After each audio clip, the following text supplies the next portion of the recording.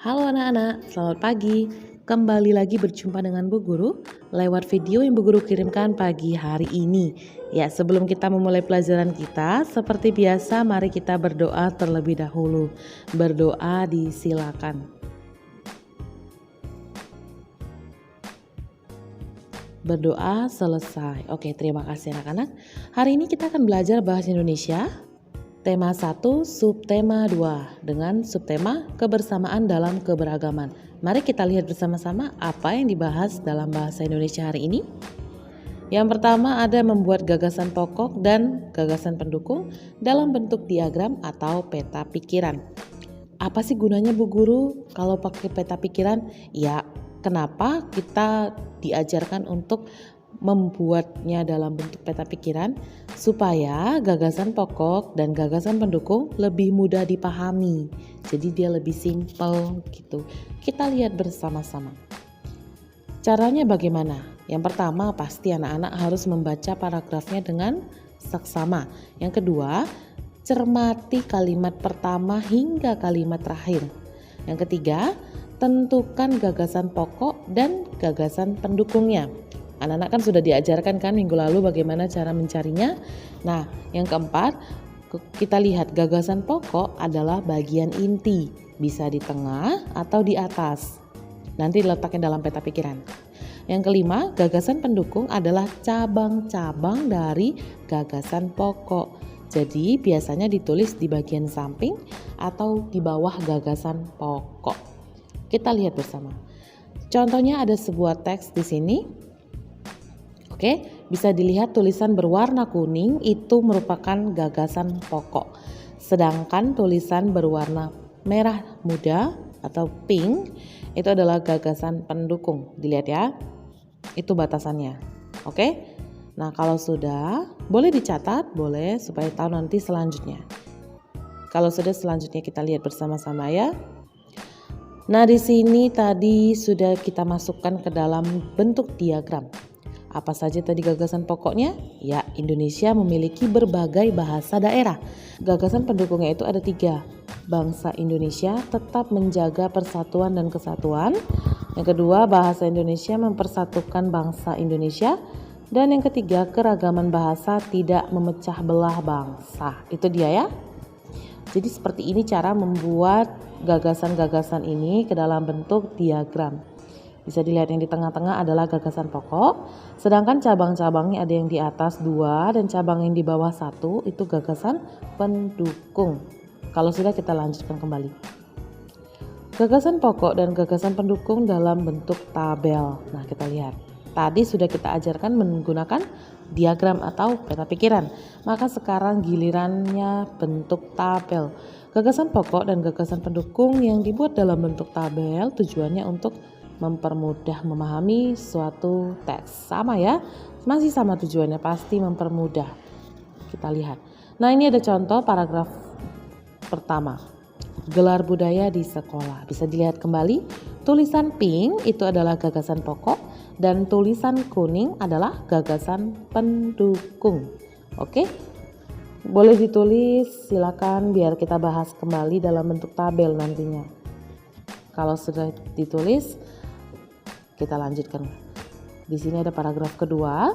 Gagasan pokoknya tulisan warna merah jambu atau pink dan gagasan pendukung warna kuning. Bisa dilihat ya. Oke, boleh dicatat, diberhentikan dulu videonya, silakan. Kalau sudah, mari kita lanjutkan kembali. Nah, di sini kita sajikan dalam bentuk tabel. Kelihatan kan judul-judul tabelnya ada paragraf, ya kita isi dengan paragraf 1 atau paragraf 2. Kemudian gagasan pokok ya kita masukkan yang tadi sudah Bu Guru bedakan dalam warnanya yang berbeda-beda. Bu Guru masukkan gagasan pokok pasti cuma 1 kan? Iya betul. Nah karena cuma 1, buatlah di kolom gagasan pokok untuk paragraf 1 dan paragraf 2. Terpisah ya nak ya. Nah selanjutnya ada gagasan pendukung. Ya, untuk gagasan pendukung tadi ambil inti-inti dari tiap kalimat yang warnanya berbeda tadi. Gitu ya.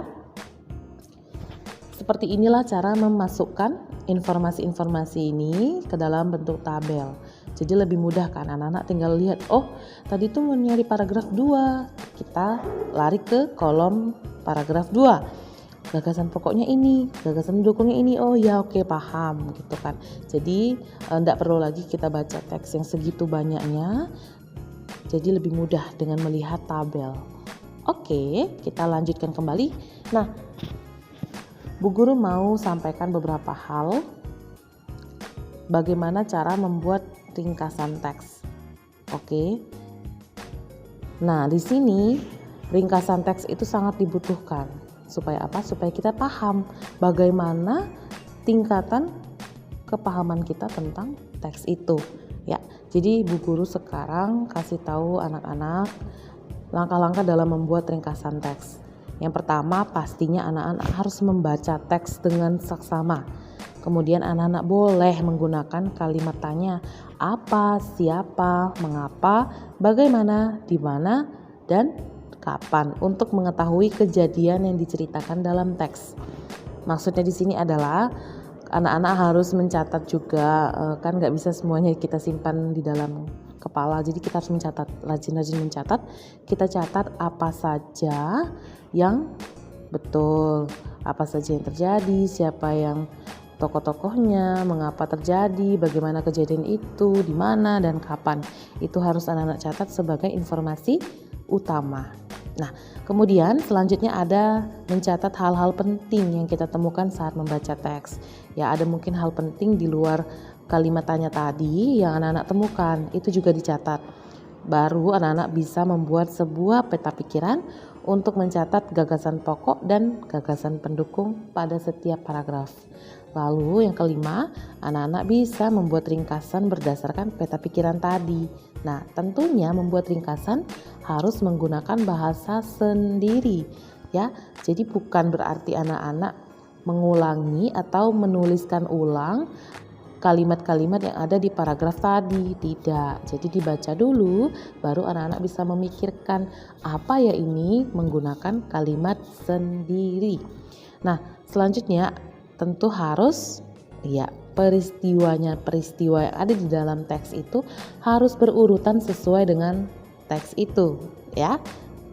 Yang ketujuh, gunakan kalimat yang ringkas. Nah, di sini Bu Guru tekankan hindari pengulangan kalimat dan bahasa yang tidak efektif.